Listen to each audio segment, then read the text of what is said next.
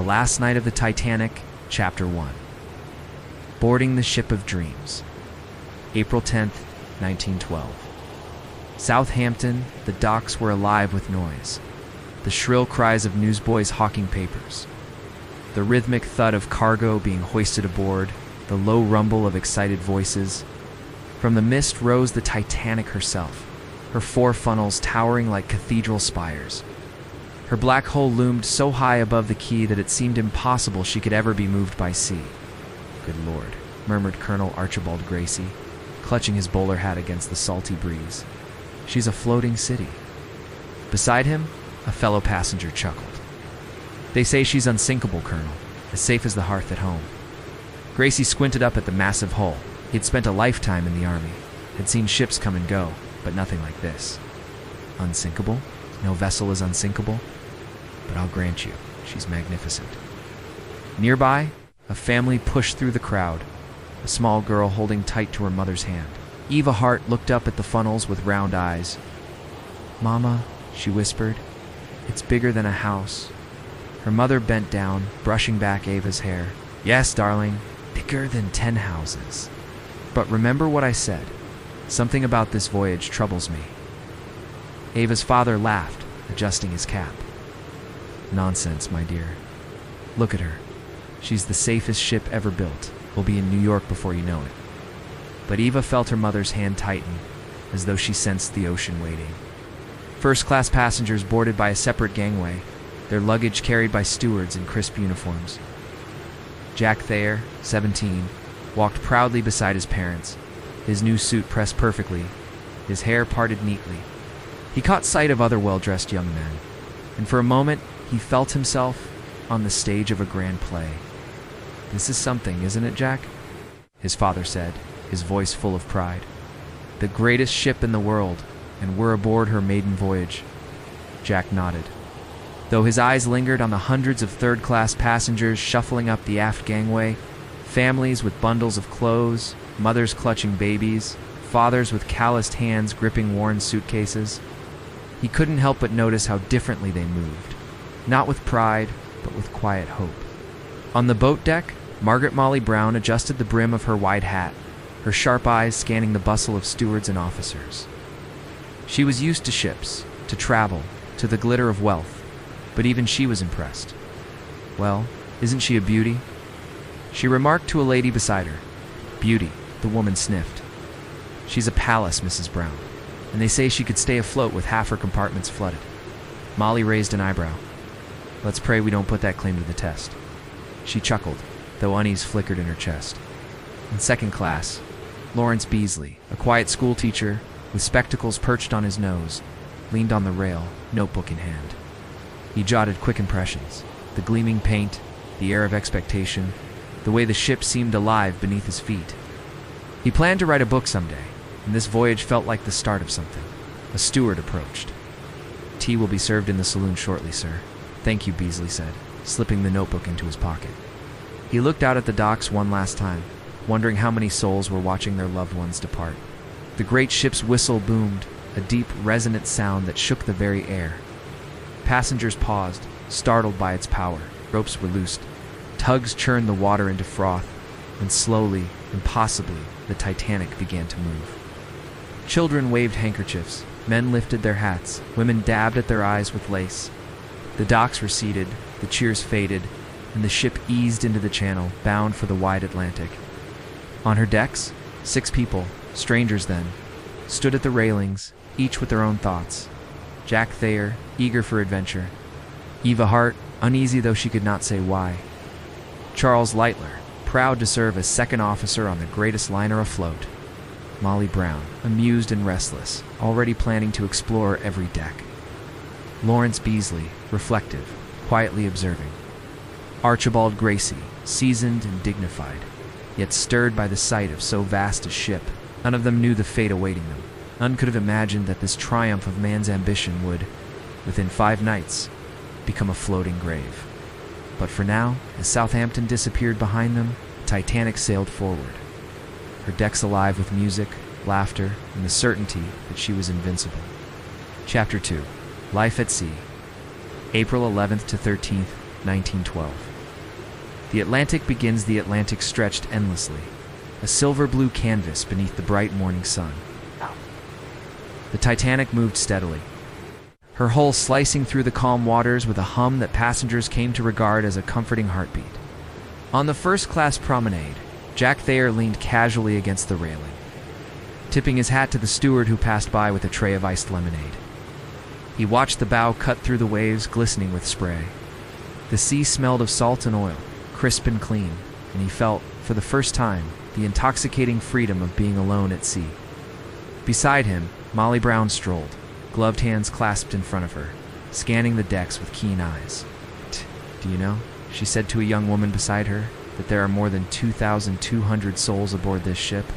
2,000 people, all hoping for the same thing. New York, new lives, or simply adventure." "Adventure?" The young woman laughed. "Some of us hope only to survive the voyage intact." Molly smiled wryly. "Ah, my dear, don't we all? In second class?"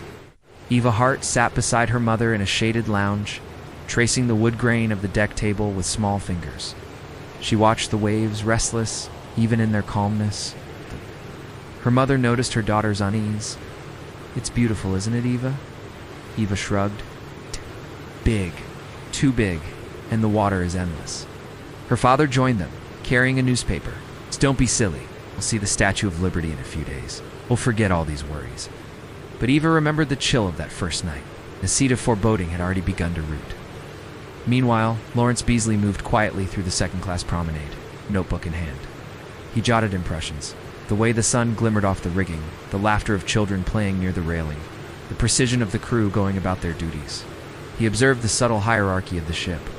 First-class passengers promenading proudly, second-class families laughing in smaller clusters. Third-class immigrants crowded together, hopeful but cautious. A man in threadbare clothes caught Beasley's attention. He was leaning against the rail, gazing at the horizon with distant eyes. "Excited for America?" Beasley asked politely. The man shook his head. "I hope it's better than this." "Anything has to be better than leaving everything behind." Beasley nodded but said nothing more. Words were useless against the weight of someone else's longing. On the bridge, Charles Lightoller watched the horizon, noting the calm sea and the clear sky. "She's running perfectly," he said to a junior officer, his voice clipped and steady. "Smooth, true, but keep an eye on the ice reports. I don't like these northern waters in April." The junior officer nodded, fumbling with the logbook. "Aye, sir. Ice reports indicate patches further north, but don't rely on patches." "Out here, one patch is all it takes," Lightoller said, turning his gaze toward the endless waves. Evenings were a different world.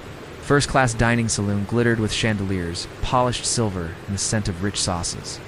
Jack Thayer marveled at the opulence, delighting in the intricate conversations of businessmen and aristocrats around him. "Do you really think this ship can sink?" he overheard a man say, swirling champagne in a crystal glass. "Unsinkable, my dear fellow," the companion replied, raising his glass. "The finest engineers, the greatest minds of our time, she is perfection made manifest." Jack shook his head, half in amusement, half in disbelief. Somewhere in the back of his mind he recalled the cold, endless Atlantic and the stories of icebergs in these northern waters, but he pushed it away. For now, this was luxury, this was adventure, this was youth untroubled by reality. In the smaller spaces of second class, meals were more modest, but no less lively. Eva Hart watched her father carve slices of roast, her eyes wide with curiosity. "Do you like it?" he asked, sliding a plate toward her. "I suppose," Eva said, though she picked at the edges rather than eat. Her mother noticed but said nothing, sensing the child's inner restlessness. Beasley ate quietly, observing families chatting, playing cards, sharing quiet jokes. He felt a pang of something he could not name. The juxtaposition of comfort and fragility, a quiet tension beneath the polished surface. Afternoons were for promenades. Passengers wandered the decks, feeling the ocean breeze against their cheeks.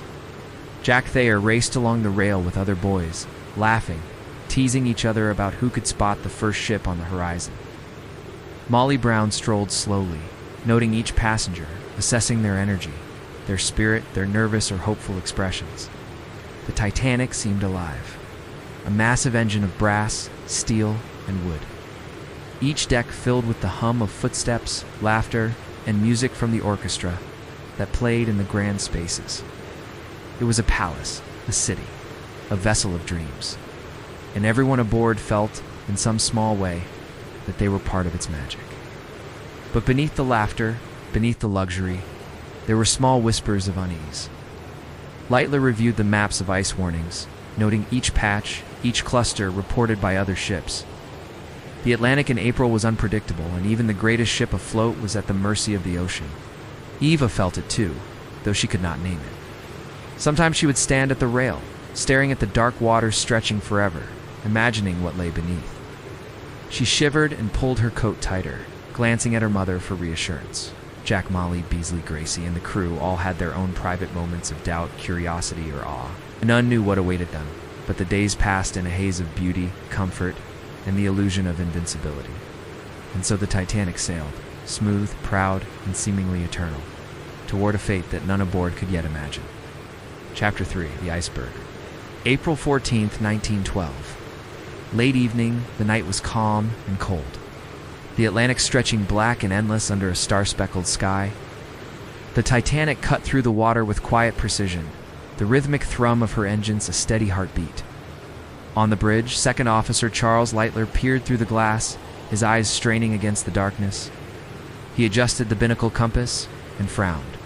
Clear sky, calm, sea. Well, I don't like it. Keep a lookout for ice. Northern waters are dangerous this time of year. A junior officer, nervous and eager, adjusted the binoculars. No ice in sight, or clear for miles. Lightoller's jaw tightened. Clear for miles doesn't mean safe.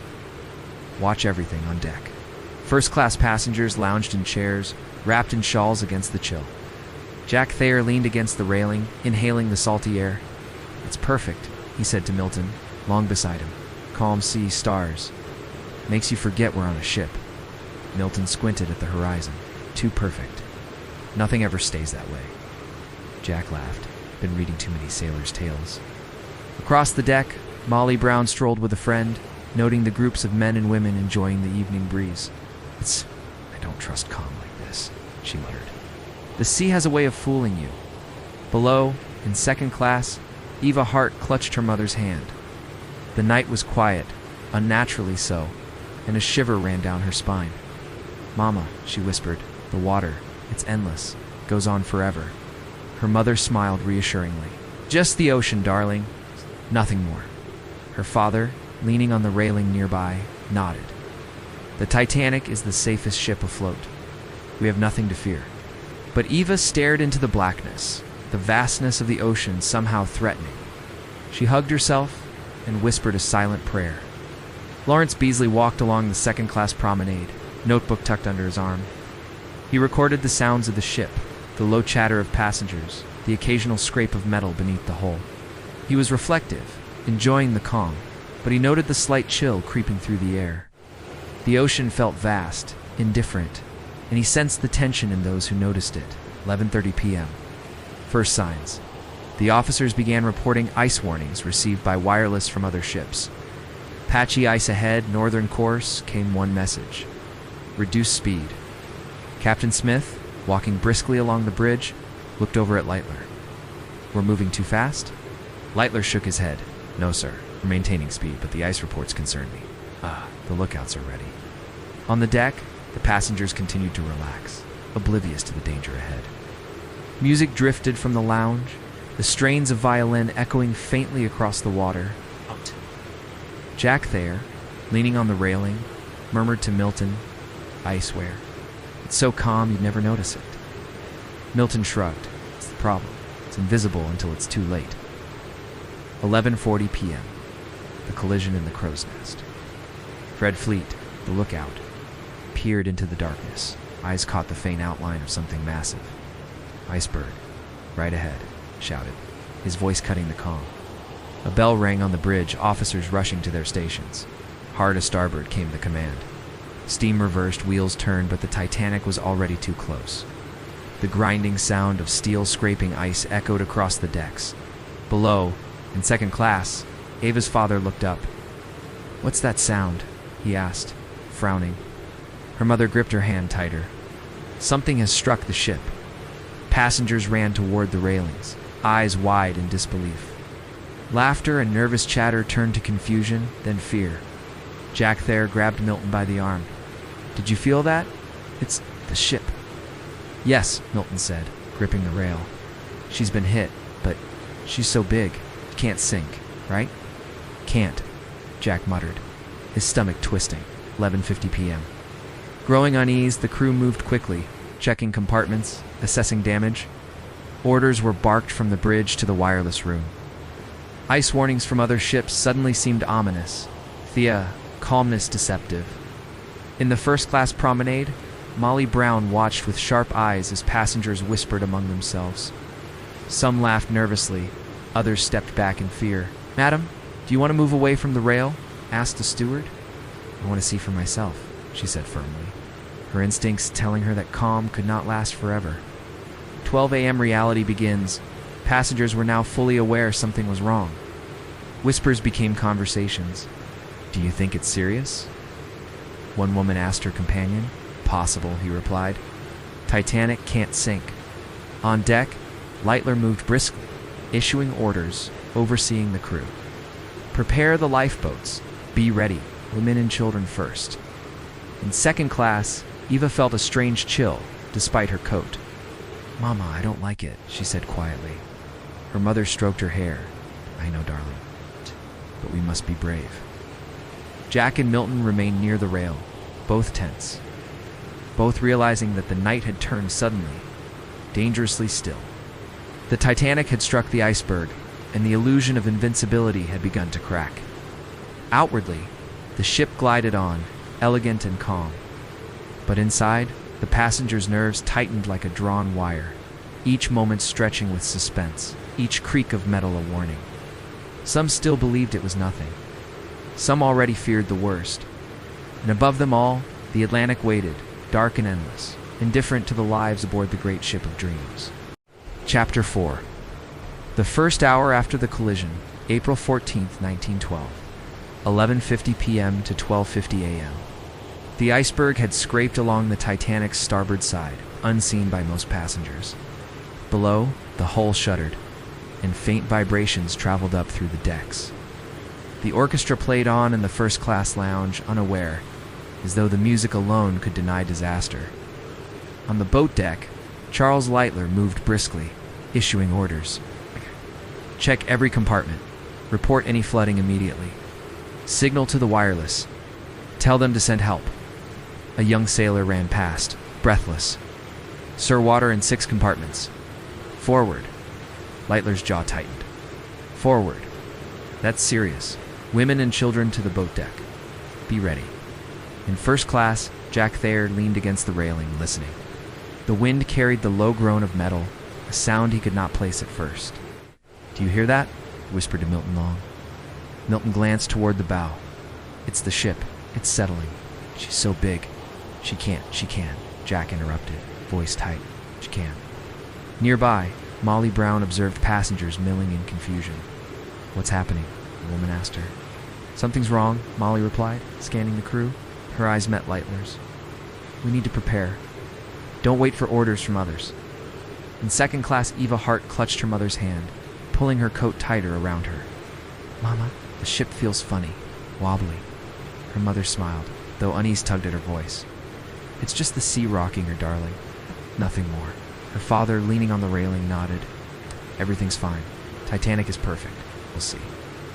But Eva had already felt the thrill of fear, a small, persistent knot in her stomach.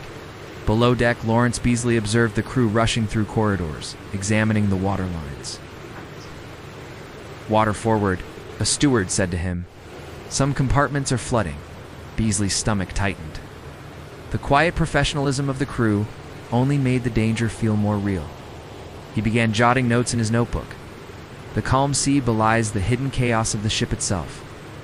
12:05 a.m. orders begin. Lightoller called for the first lifeboats to be swung out. He barked at the sailors. "Women and children first. Step aside, gentlemen. Move quickly." A wealthy first-class man refused to step back. "I'm not leaving this ship for a small boat. Impossible." Lightoller's voice was icy. "Madame's husband or gentleman will leave in the next wave." No exceptions. Step aside. Some passengers protested, others panicked. The first lifeboat, Collapsible C, was lowered, nearly empty, because so few believed the Titanic could sink.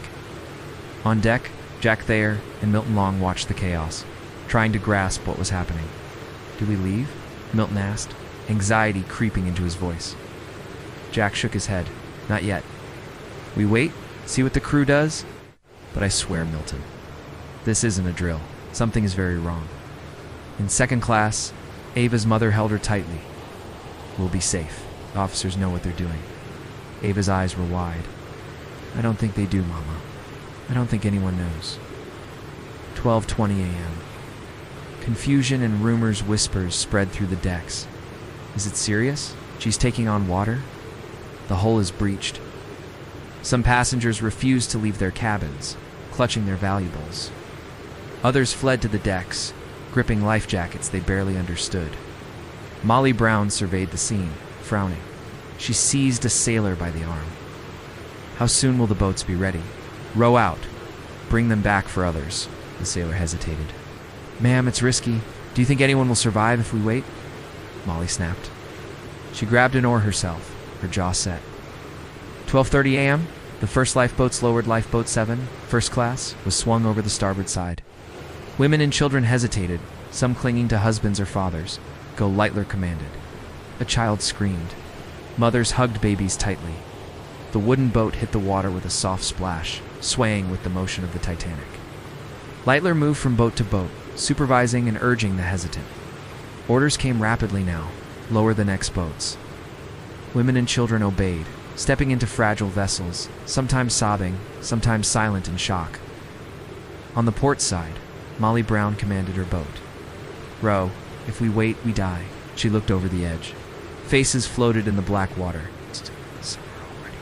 Clinging to debris, voices screaming into the night. Jack Thayer gripped the railing, shivering. "This is real." "Milton, this is real." Milton swallowed hard. "I know, and soon. I think she'll tilt more. I can feel it."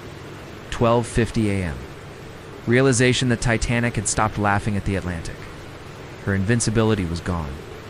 Passengers felt it in the shiver of the decks, the murmurs of fear, the whisper of water against the steel.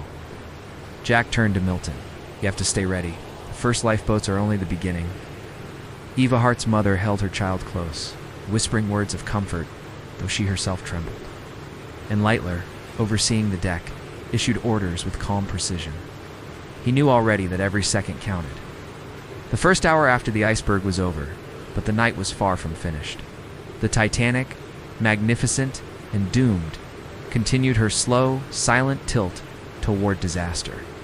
Chapter 5. The Escalation, April 14th to 15th. 1912 to 1 o'clock to 2 a.m., the Titanic had begun to list slightly. Imperceptibly at first, then more noticeably as the bow settled.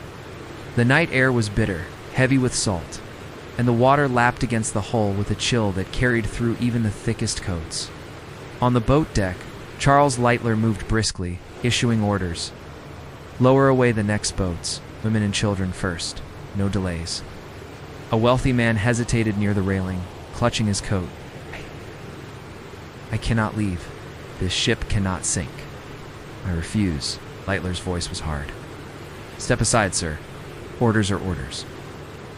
Your safety will be in the boat, whether you like it or not." Some obeyed, some protested, but slowly the lifeboats swung outward, their wooden sides creaking, their ropes groaning as they were lowered into the freezing darkness. Jack Thayer watched, stomach twisting, as a group of women and children stepped into a lifeboat. One child cried, clinging to her mother. Jack's heart ached at the sight. Milton Long leaned against the rail. "It's not fair," he said. "They're leaving while so many remain behind." Jack nodded, voice tight. "It's not fair, Milton, but we can't do anything. Not yet. We'll have to wait, see how it goes." In second class, Eva Hart and her mother were in a small boat, bobbing gently in the water. Eva's eyes were wide. "Mama, I can see them, in the water." Her mother held her close, wrapping her coat around them both. "I know, darling, but we are safe. We are together. That is what matters." Eva's father had stayed behind on the deck. He leaned against the railing, forcing himself to appear calm. "They will be safe," he whispered. though fear clawed at his chest. Lawrence Beasley sat in lifeboat 13, the oars moving in the water as the rowers hesitated. The cold gnawed at his fingers. Around him, women whispered prayers, their voices quivering, their children silent in shock. One woman turned to him. "Do you think the ship will survive?" Beasley shook his head. "I do not know, but we must trust the crew and the boat. That is all we can do." Molly Brown, meanwhile, had taken command of her lifeboat, gripping an oar herself. "Row." She shouted at the men who had paused, hesitant. "If you won't row, I will." Stroke, the rowers hesitated, then followed her lead. The rhythm of the oars struck the water with urgency, slicing through the darkness. Molly's sharp eyes scanned the deck, noting groups of passengers still trapped, calling for help. "Bring them back," she shouted. "Bring them all back if you can." Back on deck, Jack and Milton began to realize the gravity of the situation. The ship's bow was dipping lower, the angle steeper. Water hissed into the lower compartments. Panic was spreading like wildfire. A passenger nearby screamed, "We're going down, we're going down." People scrambled, clutching rails, grabbing life jackets, or pushing toward the boats. Some leaped into the water before a lifeboat could reach them, vanishing in splashes of white foam. Jack grabbed Milton's arm. "We can't wait any longer. We have to jump, or find a boat fast." On the starboard side, Lightoller barked at crew and passengers alike. "No men yet. Keep women and children first. Step aside, gentlemen."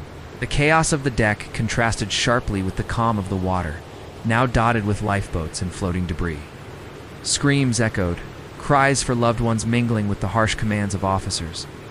1:30 a.m., collapsing order lifeboats lowered now with increasing urgency, but many were only half full. Officers struggled to maintain order. Passengers hesitated, unwilling to leave the unsinkable ship. Jack and Milton edged closer to the rail. "We have to jump," Jack whispered. "We can't just watch." Milton swallowed hard. Together, Jack nodded. Together, they climbed the railing, the cold biting their skin, the roar of the ocean in their ears. The moment stretched as fear and adrenaline collided. Eva Hart clung to her mother, shivering in the cold, watching the chaos from the safety of her small lifeboat. She saw figures in the water, arms flailing, disappearing beneath the black waves. "Mama," she whispered. Her mother hugged her closer. "Don't look too long, darling. Hold on to hope." Colonel Gracie stood on the deck watching the ship tilt. He had helped women and children into lifeboats, and now scanned the horizon for the next wave of survivors. His hands trembled, though he would never admit it. Beside him, Lightoller shouted orders, his voice carrying over the chaos. "Move. Get the boats ready. Don't wait." 1:50 a.m., water reaches the lower decks. The Titanic groaned as water pressed into the lower compartments. Their first true panic spread through the decks.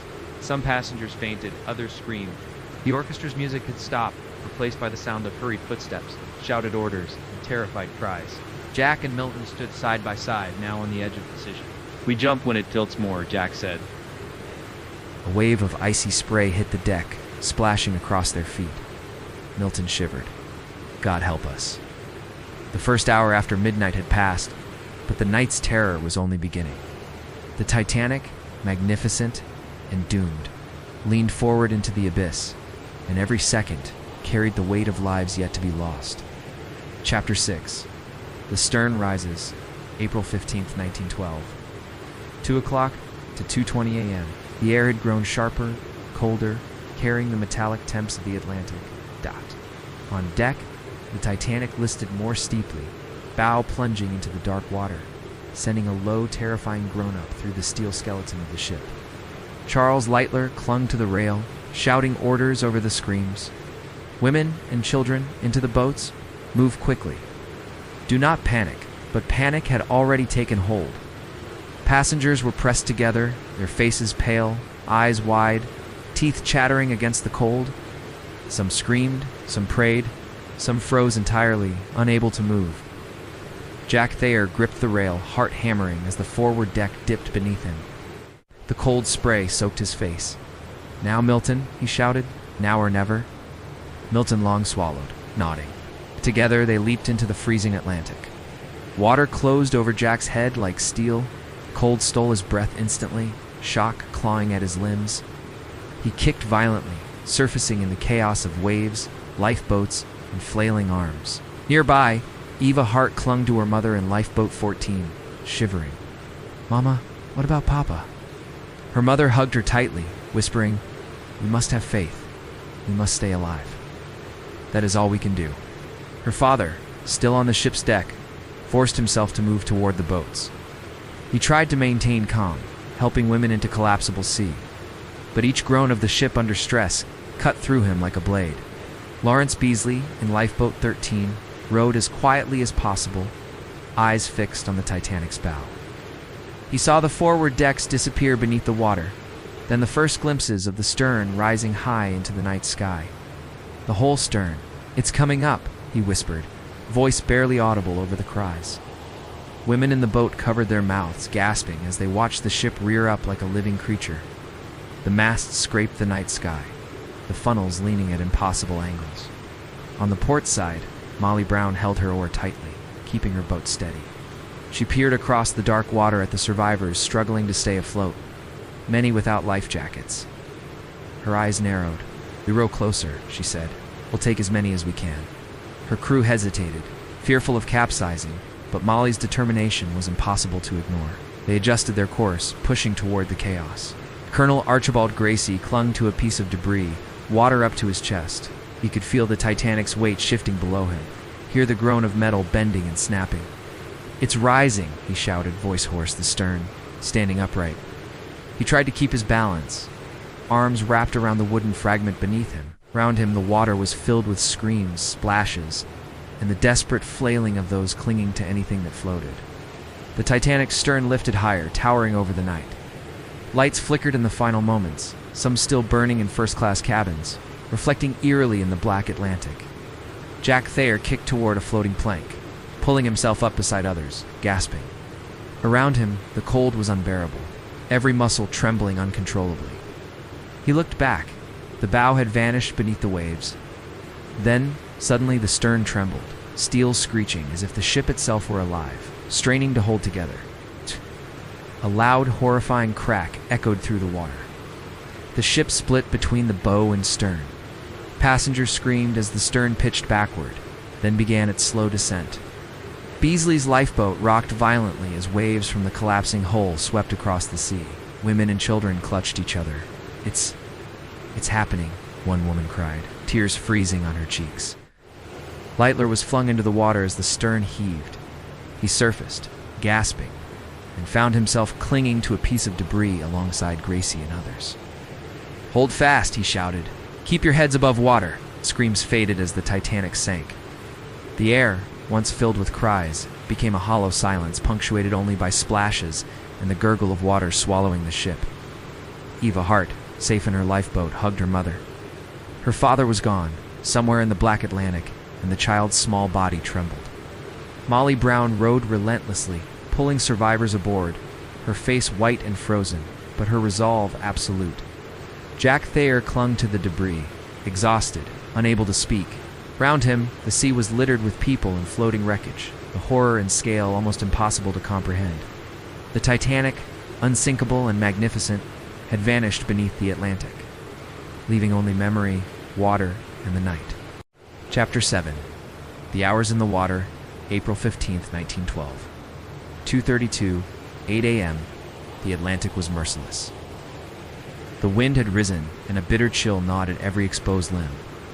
The screams that had filled the night faded, leaving only the slapping of waves against lifeboats and the occasional muffled cry for help. Jack Thayer clung to the debris he had found, shivering violently. His body ached from the cold, every muscle screaming in protest. He looked around. The sea was littered with survivors, floating wood and pieces of the Titanic, glinting faintly in the moonlight. "Keep moving your legs," he muttered to himself, trying to stay conscious. "Keep moving." On another piece of wreckage, Charles Lightoller and Colonel Archibald Gracie held on desperately. Gracie's hands were numb, his teeth chattering. "It's impossible. The cold," he gasped. "We survive," Lightoller said firmly, though his own body trembled. "We hold on. Someone will come." Above them, lifeboats bobbed, some half filled, some dangerously overcrowded. Molly Brown leaned over the side of hers, pulling survivors aboard. The sea swirled beneath her, dark and unrelenting. "Come on," she shouted. "Grab the ropes, pull them in." A man, frostbitten and exhausted, clung to the side. Molly's hand gripped his arm. "Row with me or hold on. Whatever you can." Eva Hart sat huddled with her mother in the lifeboat. Her small fingers were numb, her eyes wide. "Mama? Is Papa okay?" Her mother's face was pale and strained. "I don't know, darling, but we're alive. That's what matters." Eva shivered violently. The cold pierced her thin coat, and she hugged herself against her mother. Around them, women prayed softly, children wept quietly, and the adults tried to maintain courage. Lawrence Beasley floated nearby in Lifeboat 13, staring at the dark expanse around him. The noise, it's gone. He whispered to no one in particular. The world has stopped. Around him, the survivors clung to hope, to each other, to floating planks, anything that would keep them from the icy grip of the Atlantic. 3:30 a.m., hypothermia and despair hours passed slowly. Many of the survivors' limbs were stiffening from the cold. Voices grew weaker, cries fading into murmurs, until silence dominated the night. I kicked at the water, trying to generate warmth. "I have to survive," he said, a mantra to keep his mind focused. Lightoller, ever disciplined, encouraged those around him. "Keep your heads above water. Hold on to each other. We will be rescued." Gracie, exhausted, whispered a prayer. "God, let the dawn come quickly." Molly Brown's lifeboat rowed tirelessly through the night, rescuing anyone within reach. Her hands were raw from the oars, her face frozen from exposure, but she refused to stop. Every person she pulled aboard was another life saved, a small victory in the ocean's vast cruelty. 6 a.m. First light. As dawn approached, the sky began to lighten, pale streaks of gold cutting through the darkness. Survivors in the water could barely lift their heads, but the hint of light brought a glimmer of hope. "Look," someone cried from a lifeboat. "Smoke, a ship." Jack's heart leaped. The Carpathia. He gasped, kicking weakly to stay afloat. Eva Hart's mother hugged her daughter. "Do you see it, darling? Help is coming." The massive liner of the Carpathia emerged from the horizon, funnel smoke blending with the soft morning light. Its whistles blew across the waves, a sound of salvation. 8 a.m. rescued the Carpathia, lowered its lifeboats to retrieve survivors. The crew pulled them aboard with practiced efficiency, wrapping blankets around shivering bodies. Jack Thayer was hauled onto the deck, numb and exhausted. Lightoller and Gracie were next, their bodies still trembling violently from the cold. Molly Brown, exhausted but triumphant, supervised as her lifeboat delivered another group of survivors. Eva and her mother were lifted aboard. Eva's small body was shaking uncontrollably, but she clung tightly to her mother. "We're safe," her mother whispered, tears in her eyes. "We're safe." Lawrence Beasley was the last to be pulled from the water near his lifeboat. He collapsed on the deck, staring at the sea where the Titanic had vanished. "God, what a night," he murmured. The survivors huddled together, wrapped in blankets, exhausted, silent, but for soft sobs. The Atlantic stretched endlessly around them, dark now only in memory. The Titanic was gone beneath the waves, leaving only the lives it had spared. Molly Brown, looking around at the survivors, set her jaw firmly. "We made it," she said softly. "We survived. That's all that matters." The survivors on the Carpathia would never forget the night. The sounds, the sights, the smells, the cold, and the terrible beauty of that final hour. A night that tested every human instinct, every ounce of courage, and left them forever changed. Epilogue, the memory that never dies days, months, and years after.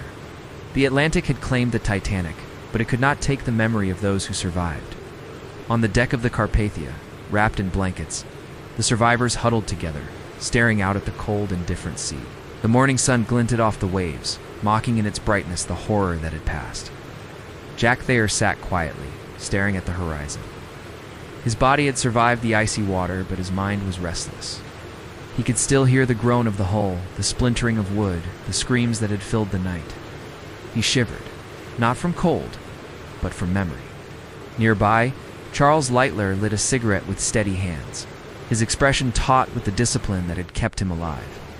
He had lost friends, passengers, and fellow crew members, and yet he bore the responsibility of survival with solemn dignity. Molly Brown moved among the blankets, offering comfort, tea, and reassurance. Even as the sun rose higher, she refused to let despair settle. "We're alive," she said to anyone who would hear. "And we help each other now. That is what counts." Eva Hart, sitting close to her mother, clung to her tightly. "Mama, will Papa come back?" she asked, voice trembling. Her mother's lips quivered. "No, darling, he's gone. But we have each other. We must be brave." Eva nodded, understanding only part of the grief, but feeling the weight of survival settle on her small shoulders. Lawrence Beasley took careful notes in his notebook, recording every detail of the night. The calm, the collision, the chaos, the water, the final plunge. "The Atlantic keeps its secrets well," he wrote, "but the memory of that night will never fade. It will live in those who survived." Colonel Archibald Gracie, wrapped in blankets, stared silently at the waves. He had held on, fought against the cold, and witnessed the horror unfold around him. Yet even in survival, the memory of the screams, the splintering steel, the unimaginable scale of death lingered with every heartbeat. In the years that followed, the survivors carried the Titanic with them. In stories, in testimony, in nightmares, and in quiet moments of reflection. The unsinkable ship had failed, but the courage, resilience, and humanity shown in those dark hours endured. Jack would remember the faces of friends lost in the frozen night of the Atlantic. Eva would remember her father's last words and her mother's steady strength. Molly Brown would be forever celebrated for her courage and determination. Lightoller and Gracie would carry the weight of leadership and survival, a constant reminder of the fragility of life. Beasley would preserve their voices for history, ensuring the world would never forget. The Atlantic was endless, cold, and merciless. Yet from it came stories of survival, bravery, and humanity. Stories that would echo through generations. The Titanic itself rested in silence beneath the waves, a grave of steel and dreams, while those who survived would forever bear the night's memory in their hearts. The ship had sunk, but its story, the voices, the terror, the courage, the grief, would never be lost.